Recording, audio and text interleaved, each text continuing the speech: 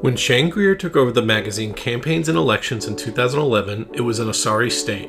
Founded back in 1980, the outlet had once been the gold standard for reporting on the political operatives who help candidates and corporations influence elections. But by 2011, the magazine was limping along, with its print edition and events struggling to break even. That year, it was acquired by a private equity firm, which installed Greer to run it. In a very short period of time, he killed the print edition, expanded its online reach, and revived its events business. Then in 2015, he and his business partner, Shane Greer, acquired Campaigns and Elections, and they immediately set about expanding the company into new niches and regions.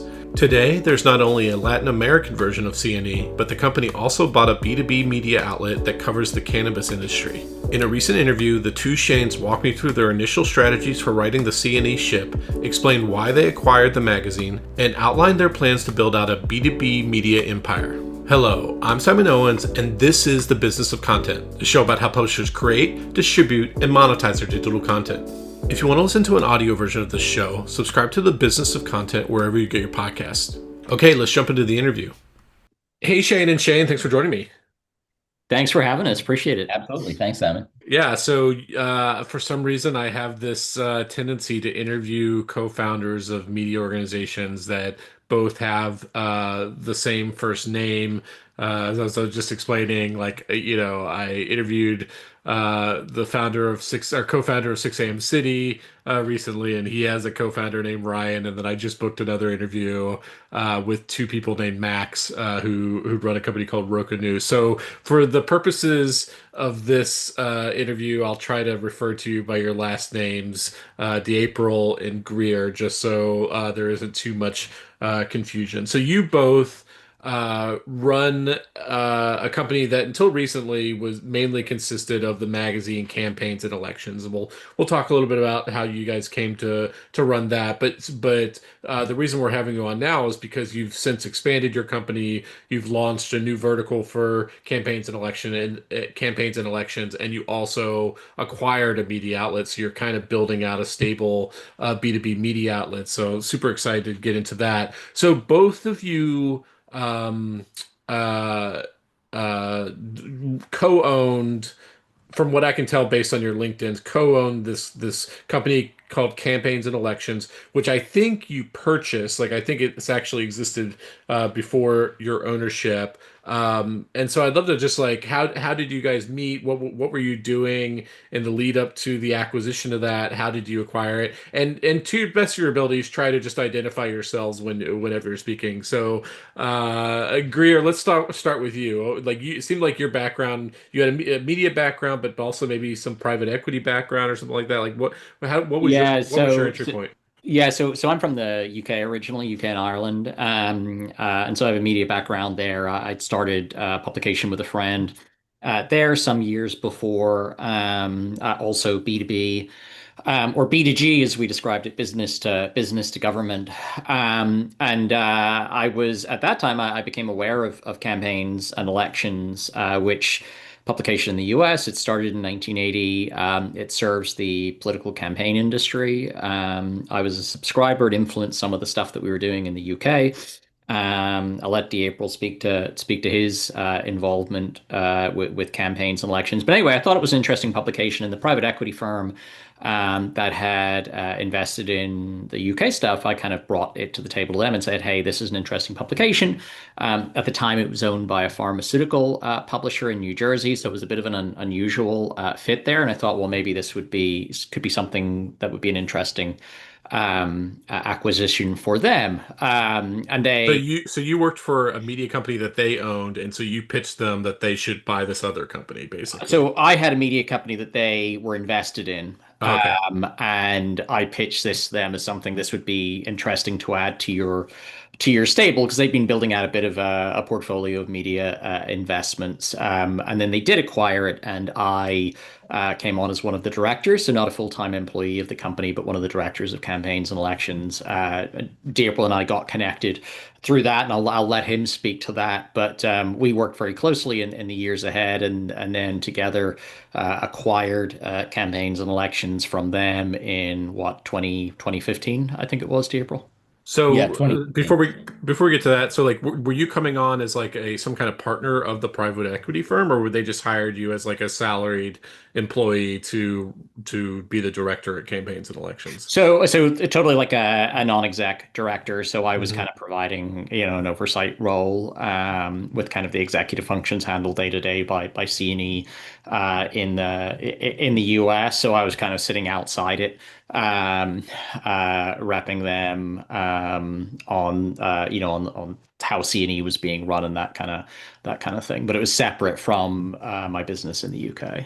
And April, you were actually at some point just a reporter slash editor for campaigns and elections, right? I was, yeah. So I came at this from a journalism background. So I mean, I started my career as a radio reporter, actually, in New York. Covered local city government, city hall in New York City. Covered races in New York, New Jersey, and the tri-state area there. Came down to Washington D.C. Following that, worked for a Washington D.C. NPR affiliate as a reporter for a while. And then I ended up actually working full time fairly early in my career for an earlier version of campaigns and elections, one that was at the time owned by the ownership group that Greer mentioned, New Jersey based pharmaceutical trade publishing company.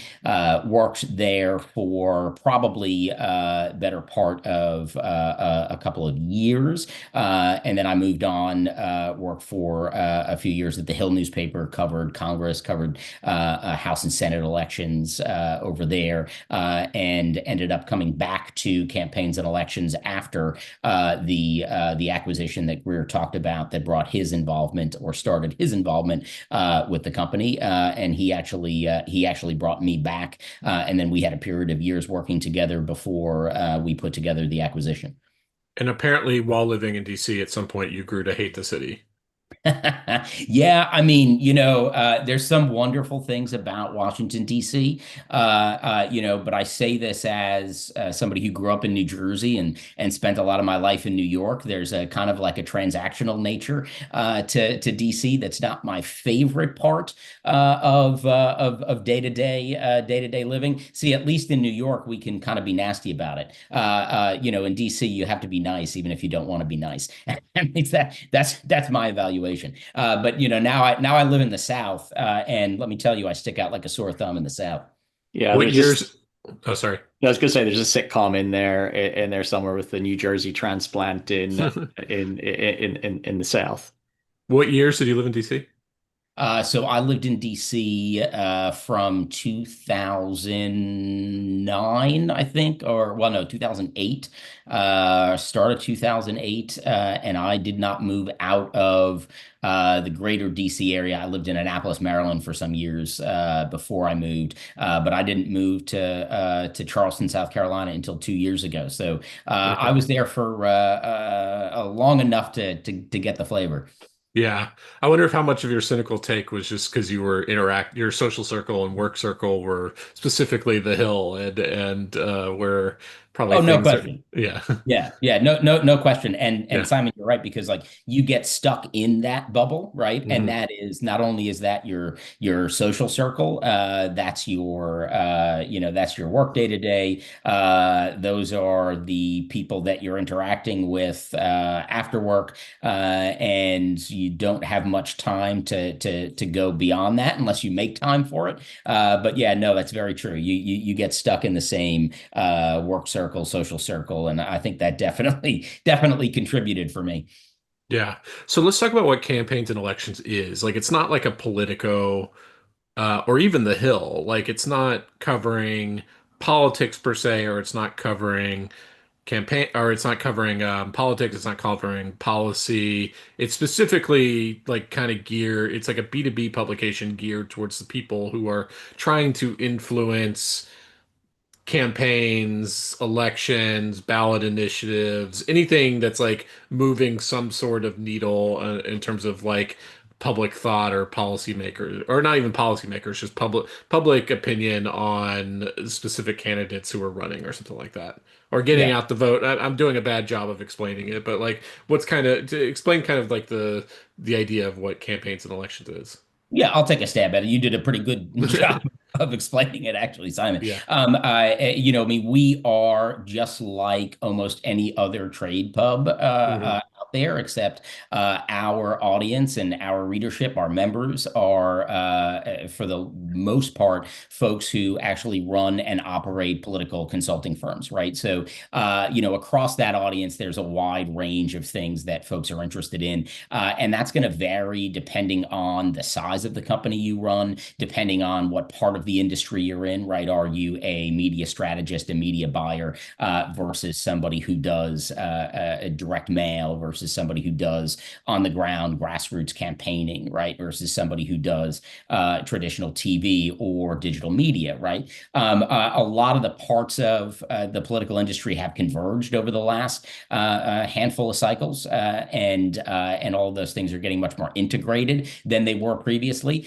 But at its core, campaigns and elections is a digital publishing vehicle through what we publish online and the in-person conferences and events we hold that has the goal every day of helping political consultants and people in this industry do their jobs better, understand the trends and the things that are impacting their work every day. And frankly, it's a pretty tight knit community, as a lot of kind of trade, orgs and trade groups are. There is a lot of business and a lot of money and interests that have a stake in this community. But the core group of political campaign professionals that most political advertising and issue advertising runs through, that go from staff on political committees and political campaigns. It's a pretty tight knit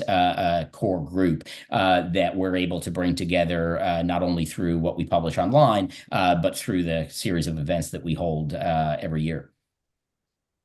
And unlike a lot of industries, so like there's a lot of money in campaigns, but from my outsider's perspective, it's like it's very widely dispersed because you have all these like local campaigns that individually don't actually have a lot of money to spend. If you're like a local state senate candidate or something like that. So it's not like the healthcare industry where are hospitals with like billion-dollar budgets and stuff like that. Like so I guess like how does that make it different than other B2B industries where there's a lot of consolidated money in like a few corporations versus being just like, probably there are a lot of like campaign managers who make like not very much money and are kind of just like making ends meet in between election cycles and stuff like that.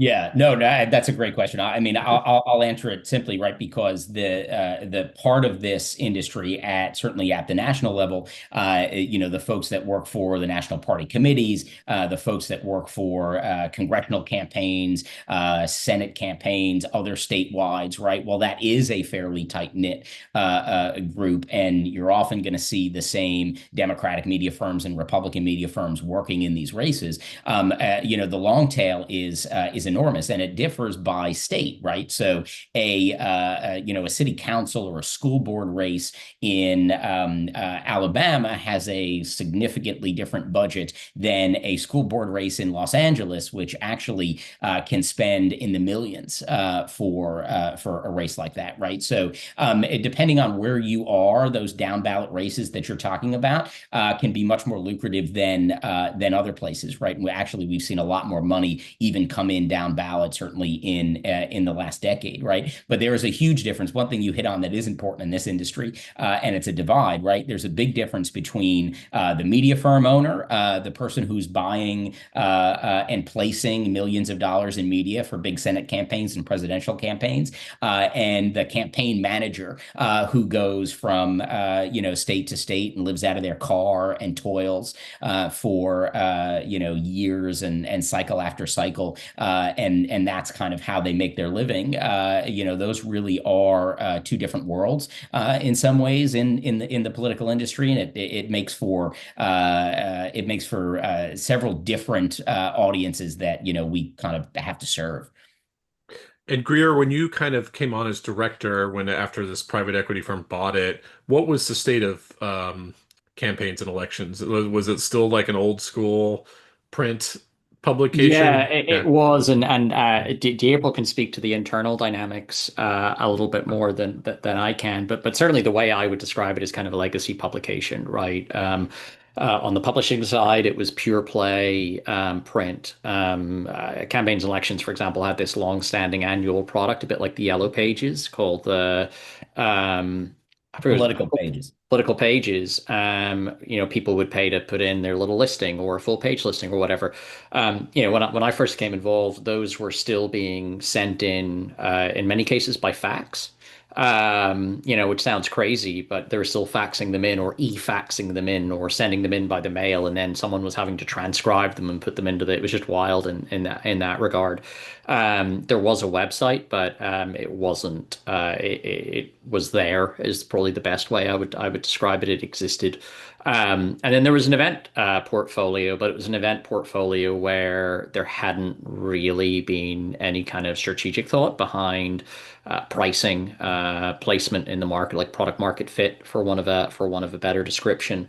And there's kind of been this culture built up of scrambling for cash, right? And that can manifest in a lot of different ways. And I think this happens at a lot of, I've certainly seen it happen in a lot of different media businesses, right? Where, particularly if they're legacy and they're kind of seeing their workhorse, the print edition, declining, which of course it was at that time, which is they're just trying to get cash anywhere they can, right? And one of the ways that manifested was around deadlines.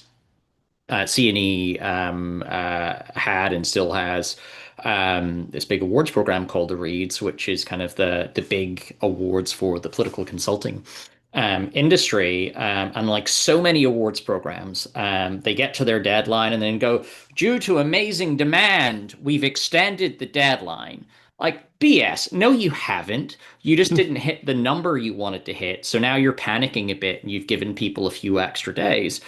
And the problem with that is nobody knows what the deadline actually is.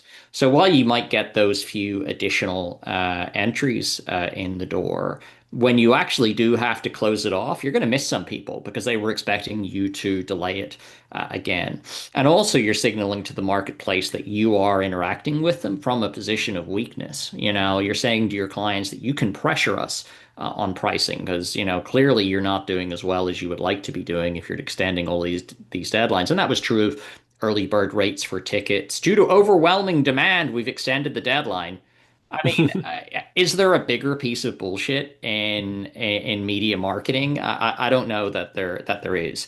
So that was kind of the position the business was in at the time, and frankly, from a content perspective, it had kind of trended a bit more, and Deirdre can speak to this more than I can, to like generalist politics, which is not what a B2B publication like C&E is there for. And that was a big part of what April came on board to fix, to kind of right the ship. Because everything in media, right, it begins and ends with how good your content is and how it resonates with the audience. And they just tracked in a direction that they weren't differentiated, and they certainly weren't resourced to provide the kind of broad spectrum political coverage that a New York Times does. So why are you trying to do that, even if that's what you wanted to do? Yeah, that was kind of an era when everybody was trying to go more generalist because like Facebook was sending a ton of traffic and it just like everybody was just trying to get all these publications from Business Insider to Mashable to Mike. It was originally Policy Mike to start trying to go broad and kind of get out of their niches, which ended up obviously being a huge mistake. So you take over, it's largely a print magazine. It's not well disciplined in terms of managing demand and stuff like that. So how did you like now you describe it as a digital publication? How did you guys start making that transition to over the next few years prior to you taking it over? So I'll say one thing and then I'll hand the baton on to April here. We are big believers in burning the lifeboats. The problem with a print magazine, if it's not doing well in any media business, is that every decision is still taken through the prism of we're a print publication. What about the magazine? And that kind of nonsense. So we just killed it immediately. So there wasn't sort of a transition over a period of time. It was a very intentional, we're going to stop doing this month, and we're going to have to replace it immediately with something else. And that kind of That puts a lot of pressure on everyone, obviously, but it also ensures that you can't coast. You don't have a buffer. You have to, it's sink or swim, right? It's either going to work or it's going to fail and the business isn't going to exist anymore. But that pressure and that kind of laser-like focus for everyone helped it turn that corner. But D'April, you're a much better place to speak about that than I am. Yeah, no, I mean, I think what you hit on, Greer, is exactly what we had to overcome when we first took over, right? Which was that decisions were not being made from any sort of strategic perspective, right? I would go so far as to say that decisions were being made out of fear, and that's not necessarily a knock on anybody who was running the show at the time, right? There were folks in place on the publishing side that had to answer to an ownership that frankly didn't really understand the audience, that didn't have a firm grasp on what the objectives were for longer term growth, that didn't particularly want to serve the niche audience it had, right? They had kind of put these unrealistic revenue demands onto a publishing company that was unable to meet them because it was doing a piss poor job of serving its audience to begin with, right? So we had to kind of untangle that whole culture. And Greer's exactly right. I mean, the approach that we took was, I mean, let's just pull the plug right now and immediately on anything and everything that we need to do, right? And deal with it, right from the jump. Because one of the first things that I remember happening after we discontinued the print magazine was I was getting emails and I was getting calls from advertisers and longtime readers asking us, "Are you going out of business? Are you laying everybody off?" And no, well, why would you do this? Why would you? I mean, I think actually I probably saved some of the angry emails that I got from industry dinosaurs, saying, you're crazy for killing this print edition. And I remember, just because this is kind of a little bit of who I am, I remember actually looking up some of them and looking up their subscription records, and emailing a couple back to say, hey, you don't even pay for a subscription anymore, yet you're angrily emailing me about how this is, you canceled your subscription a year ago. So I think there is this inertia that often is just the state of play in some of these more legacy publishing businesses, and that was very much the case when we took over, and we just had to rip that Band-Aid off. And from a short-term revenue perspective, it was difficult, but it made us pivot very quickly to digital, to immediately take steps to demonstrate to our readership, and also to our advertising base, our sponsorship base, for events, that this is the direction we're heading, and here's why: because we can deliver you better ROI, and we've got a more long-term strategic outlook to scale this thing than you've seen for the past, probably at that point, I don't know, 6 to 8 years, and there were a couple of ownership changes in between there. So yes, I mean, that's, we took the short term pain, and we said we're going to figure this out on the fly, as it were, and we did.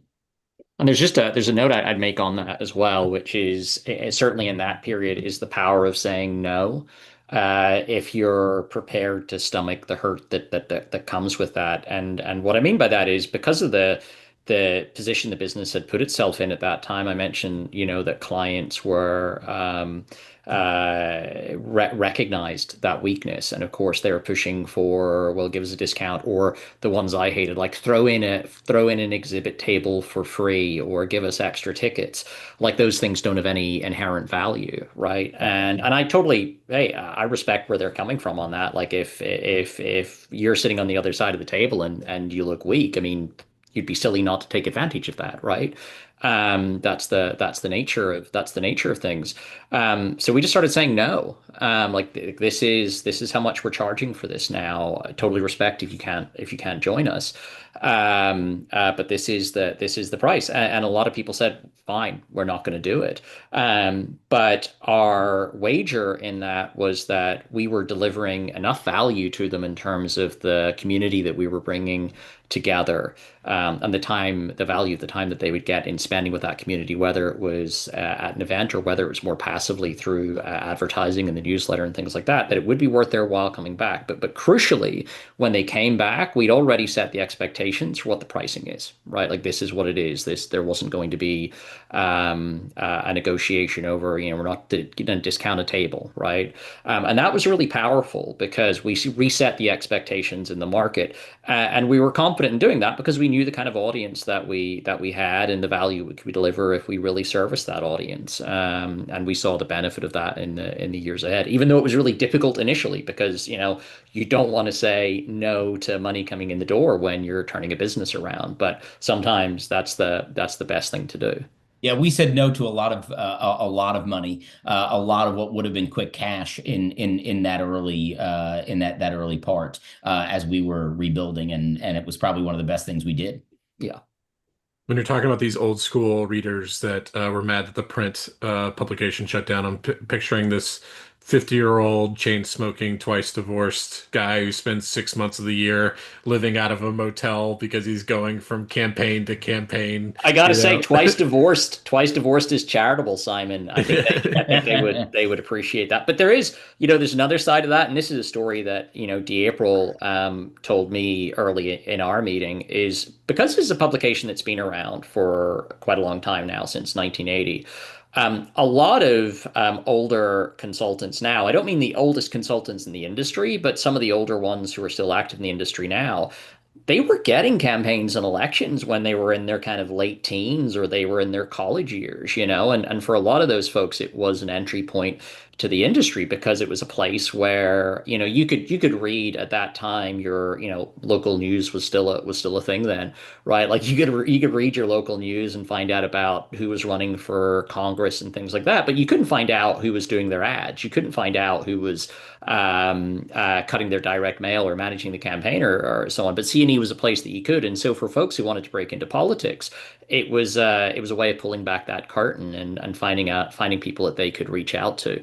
And so those people, that the value of that relationship that they have with the brand, their willingness to be helpful in return to speak well of the brand at a minimum is just fantastic, and that's something that's been really kind of key for us at the beginning is recognizing the value of those folks who have been with C&E in one way or another as readers, as attendees, or otherwise for longer than well, in some cases for longer than Dearple and I have personally been on this world.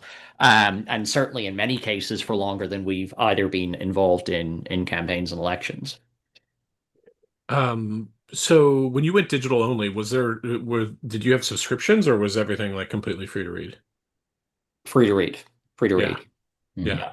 So it was all advertising. So like like companies that sell products and services to campaigns, and then the award ceremony, which I guess to submit an award or to submit yourself to be nominated, you had to pay some kind of entry fee. You had to pay for the table, and then obviously maybe there were also sponsors for that. So it was like kind of maybe like three revenue streams for that. Is that kind of correct? That's exactly right. I mean, Yeah. it couldn't have been more sort of classic B2B media business if you tried. I mean, at that point, we didn't have membership community yet. We weren't doing native or sponsored content at that time.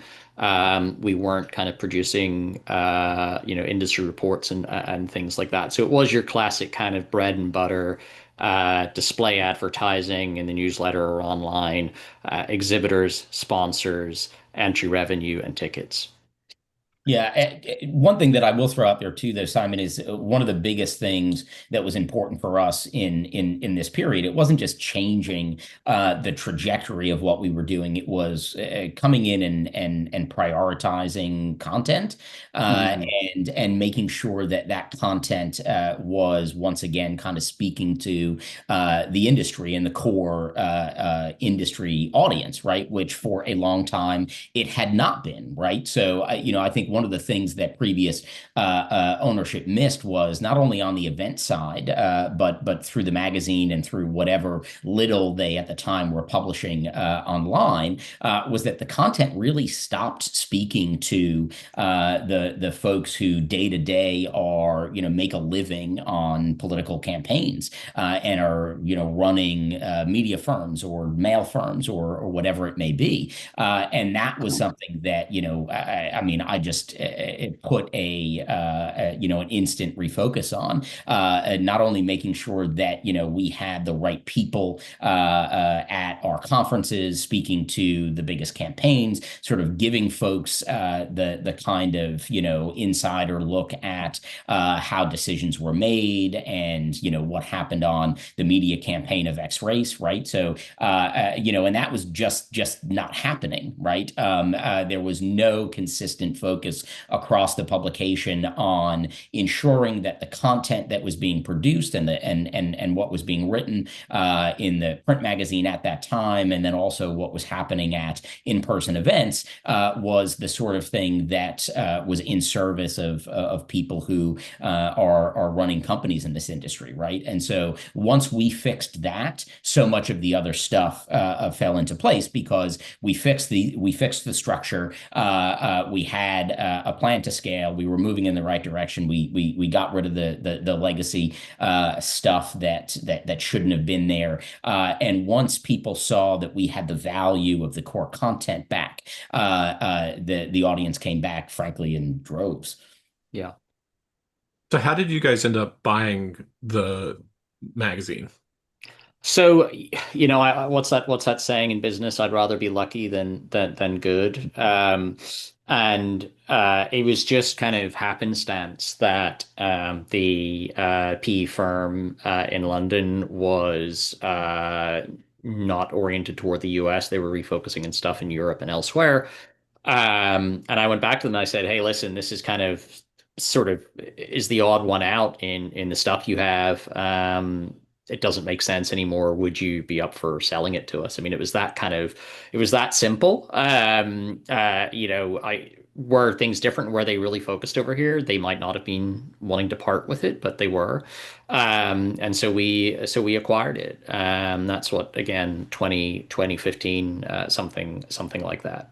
We both thought campaigns and elections as a brand had enormous potential.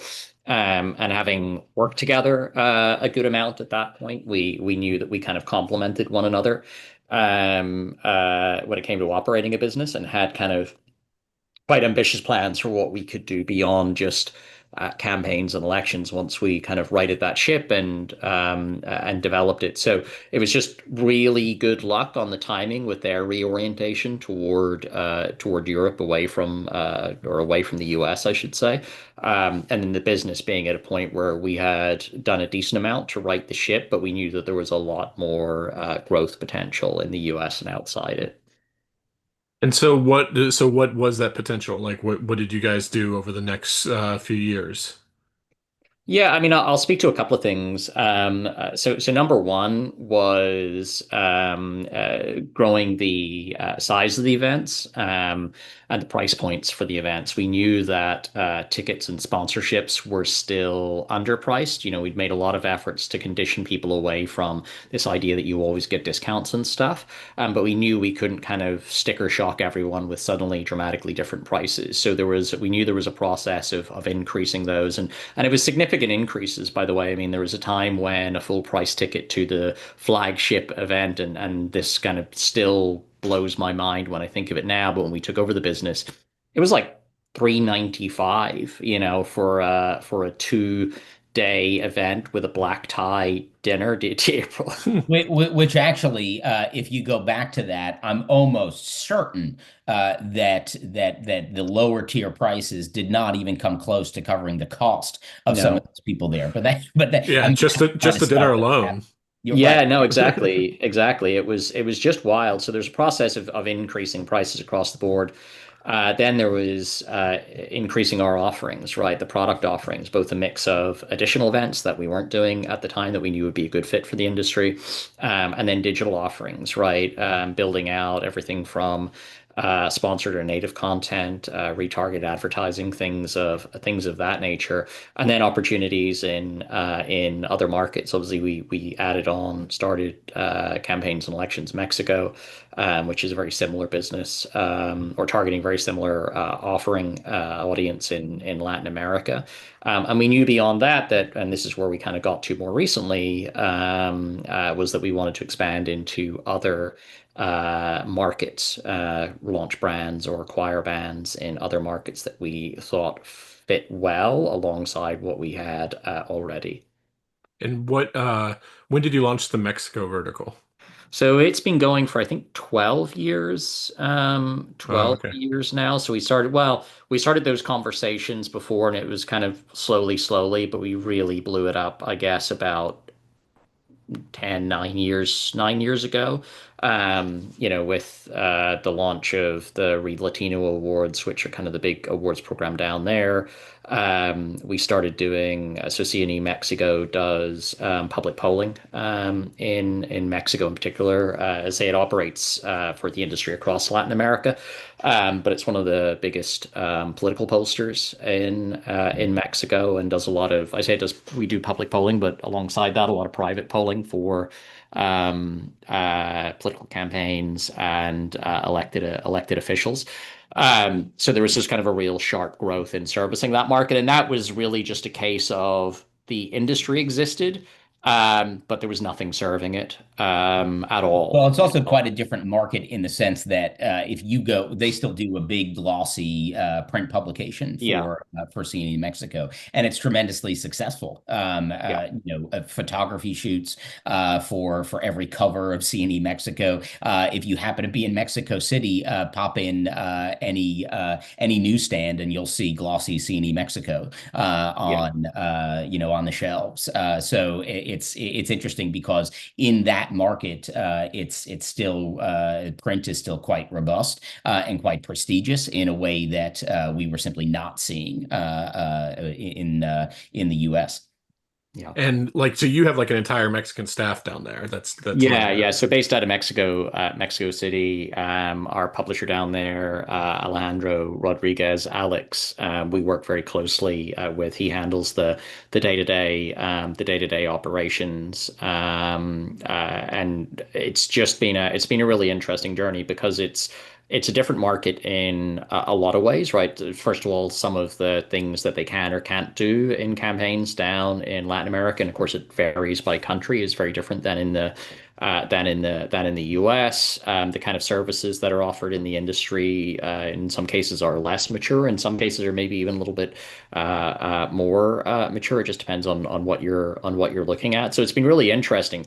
But functionally, what it does is very similar, right? You've got the classic B2B mix of campaign professionals in our case, who are operating in different regulated markets, and they need service providers, whether it's for your digital advertising, billboard advertising, organizing, like you name it, it's all the same, pretty much all the same kind of stuff. And you don't do polling in the US, right? No, Yeah, we don't do definitely it. not. And it's not something we would ever consider doing. Well, Just too saturated already. It's far too saturated. Like, Yeah. what's yeah, your well, and differentiator? yeah, and beyond that, one thing in the U.S. which we would not do is we would not get into providing campaign services and the same type of services that say our U.S. advertisers or sponsors support and sell through us. So yeah, that's just not a growth direction for us on the U.S. side. Yeah, and actually, And there's just a brief point on that, and I think a lot of B2B media operators will have experienced this, right? Where you have someone who has a service that's a good fit for your audience, and there's like, hey, why don't we trade? We'll let you use our ad platform or whatever retargeting platform, and you give us some advertising. We have a firm policy against trades of any kind, and the reason for that is very simple. We don't want to ever be seen to be expressing a preference for one service provider in the market over another, right? Like that's not our job. Our job is to facilitate folks who provide those services to interact with our audience, to engage with them. But ultimately, it's not our job to be kind of the thumb on the scale. And if someone's like, oh well, the platform used by campaigns and elections, well, that's kind of a bit of a signal that C&E has a preference there, and we don't like that. And then you're somewhat limited to what countries you can expand to because of the local laws around campaigns. Like Greer, I remember when we had dinner, you said that you could never launch a campaigns and elections in the UK because there are all sorts of laws about how much money can be spent on Well, elections and yeah, stuff like that. there's just no money. Yeah. There's not enough. There isn't an industry, right? Like there really isn't an industry. There might be some people who make some money doing it, but it's not like it is. It's not like it is here. It's not like it is in Latin America. Yeah. So you're building out your awards, or raising the prices. You're building up, in other countries, and also getting into some other services like polling. How did you decide then you're like, okay, we're not just gonna expand in terms of countries, like we're gonna like fan out and be kind of a more of a B2B company across multiple industries. So like you recently acquired a company called Weed Week, which coincidentally I think I've had them on the podcast, the guy who started that. Yeah, Um, Alex Halperin. yeah. And so what was the thinking behind that in terms of that kind of expansion? Yeah, just a brief kind of context there. So we always knew that we wanted to go multi-vertical. In some senses, or multi-brand, let's put it that way. Hmm. C&E Mexico was the first example of that. And honestly, we probably would have got to it sooner, but COVID. So we were delayed as a result of that, but probably better positioned because you might want to talk about this or not. But COVID really kind of was an impetus for us to build out the community, the membership side of campaigns and elections, which has been really important, and something that we'll look to replicate in the other brands that we operate and expand into. But you knew we want to go multi-vertical. What is C&E as a publication? Well, we're serving folks who work in a highly regulated market, right? Any given part of it is subject to not just federal regulation, but state regulation, compliance issues about campaign financing. Even, I mean, I'm sure a lot of folks who are listening to this podcast have been bothered by political text messaging. Well, there's a whole Some hosts of this podcast have been yeah. have been Um, but that's an area that is subject to, and when I say regulation, by the way, I'm not just talking about state like government regulation. There's also platform regulation. What a carrier like T-Mobile decides to do, or a technology provider like Apple decides to do, is also a form of regulation in a lot of cases. We help them navigate highly regulated markets, and we knew that that's what we wanted to focus on, was building out a multi-vertical B2B business serving highly regulated markets. Weed Week was something that came up at the right time, and I'll let Dieppe speak to that because he's the one that kind of raised it, brought it to the table, and something that we ended up deciding to take action against. But again, I'd rather be lucky than good. Weed Week, he became aware of it at exactly the right time, and the fit was right, and all of that worked out.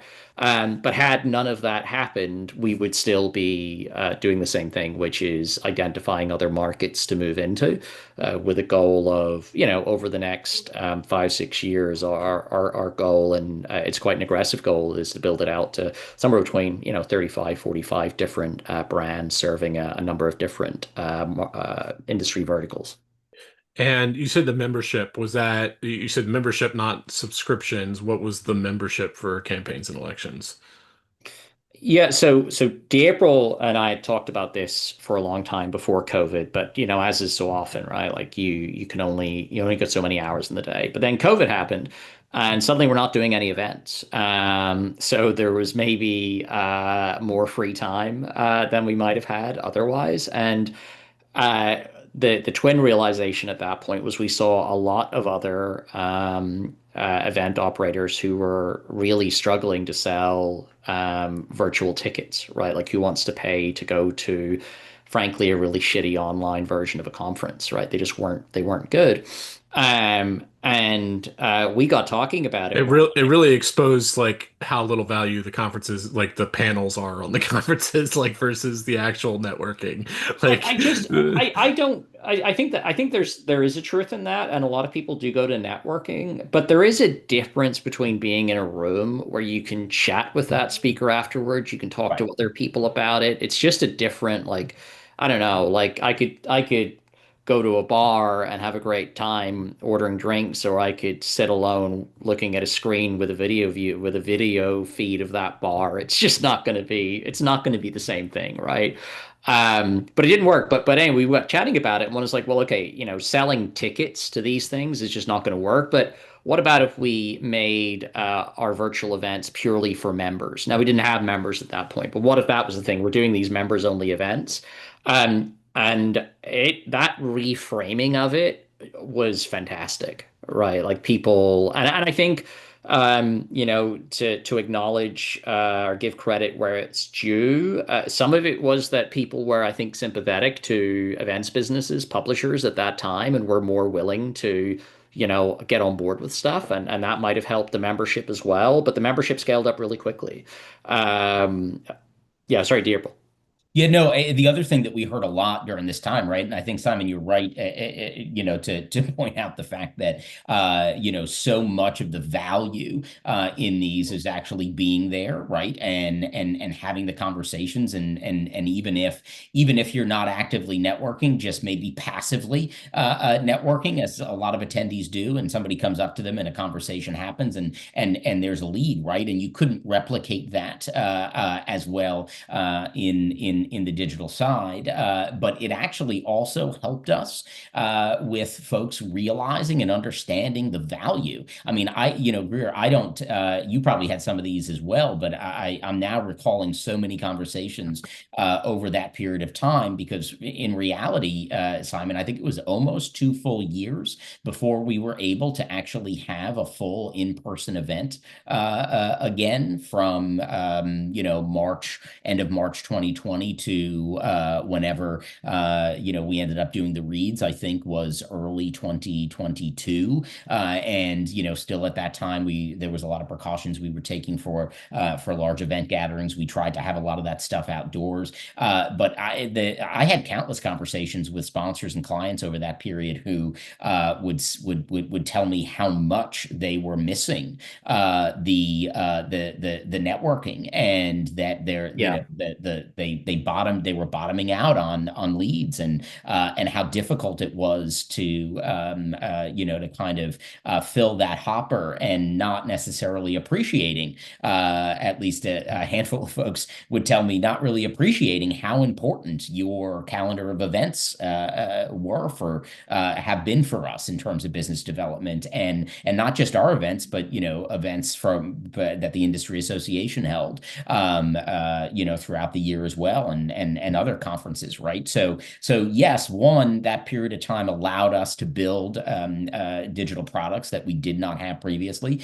Most crucially, the membership, I think, but it also kind of reinvigorated our audience into understanding the value of that stable of events that we produce, and we were able to come out of the gate after that, not only adding events, but adding more niche events, and successfully increasing the size of them, because there was that hunger after that year and a half plus period of just not really being able to effectively do it the way a lot of these companies and brands had been doing it for years.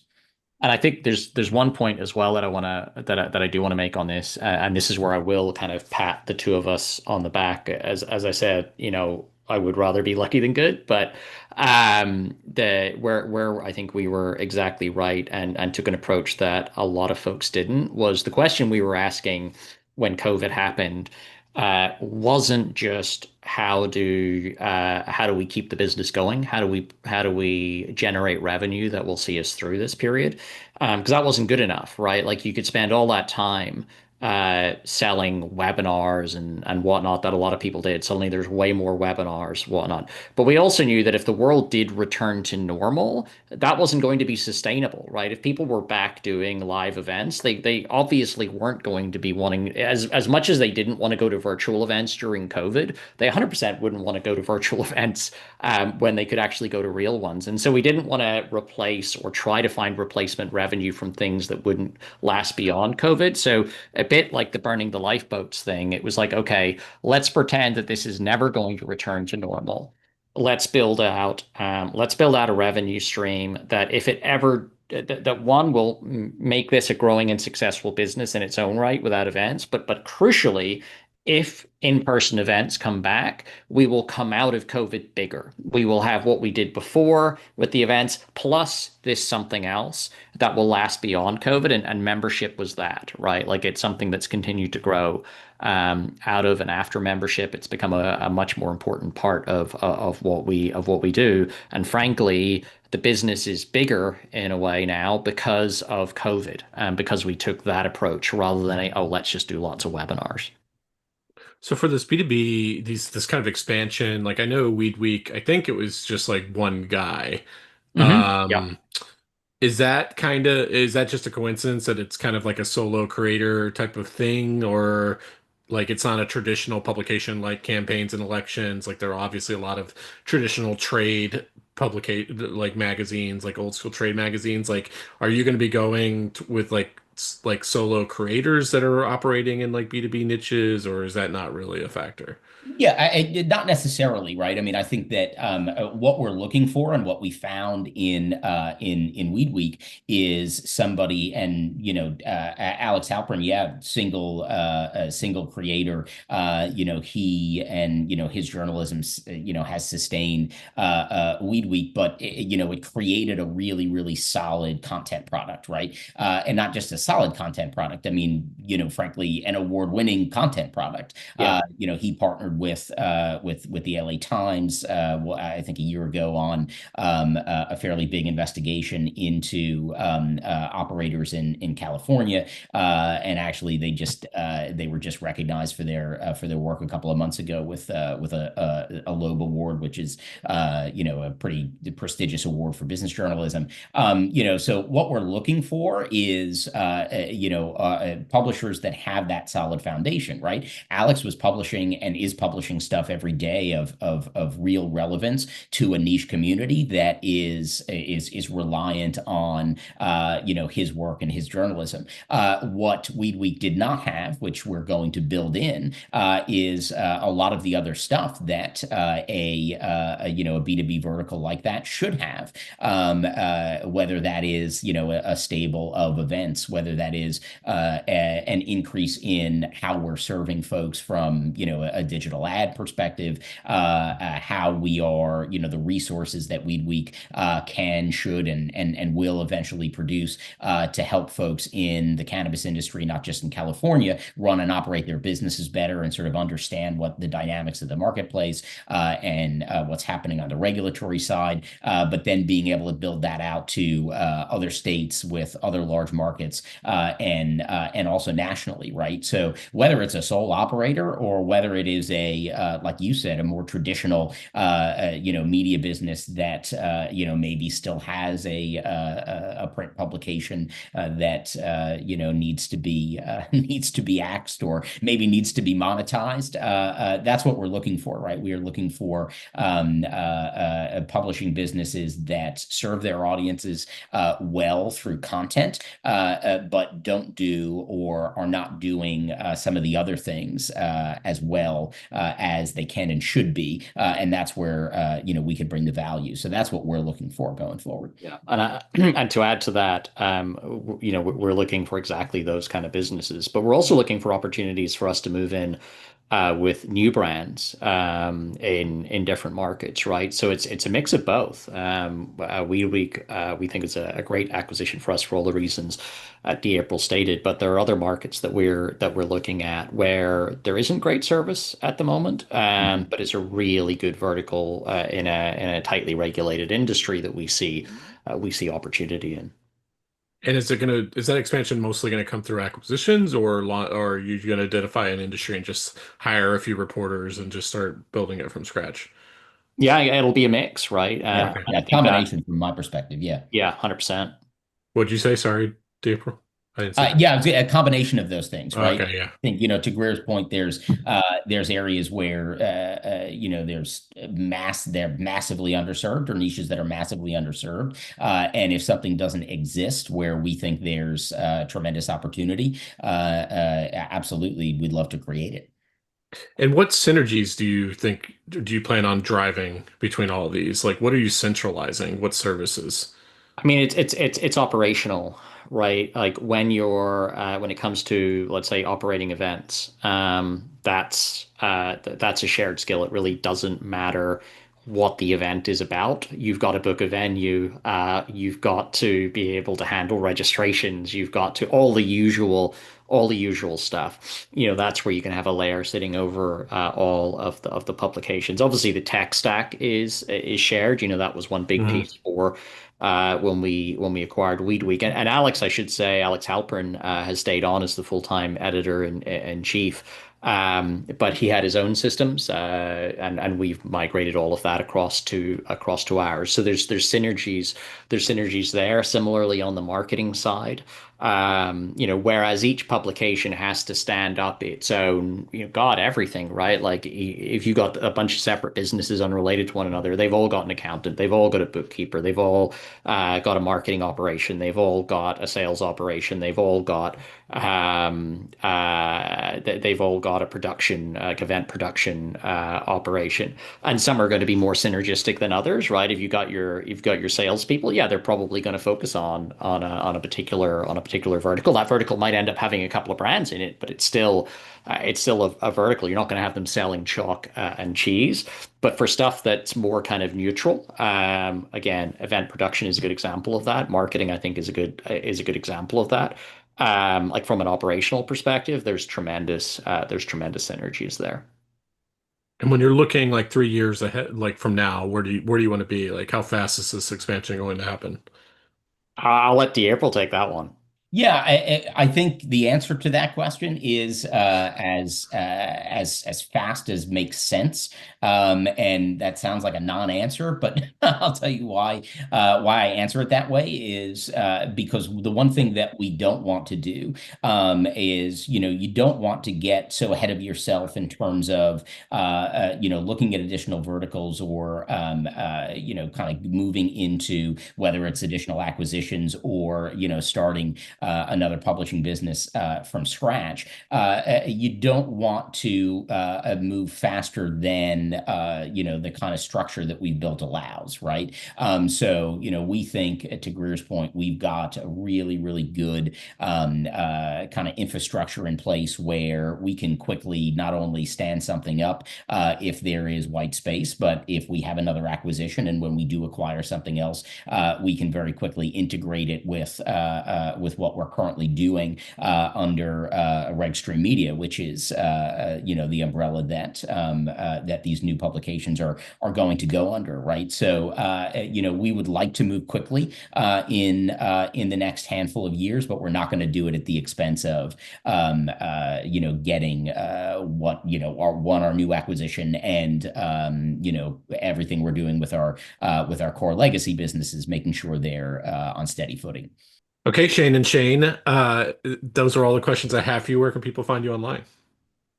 So regstream dot media, REG stream, like a water stream, media.com, and the current brands, campaigns and elections.com, weedweek.com. You can find us all there.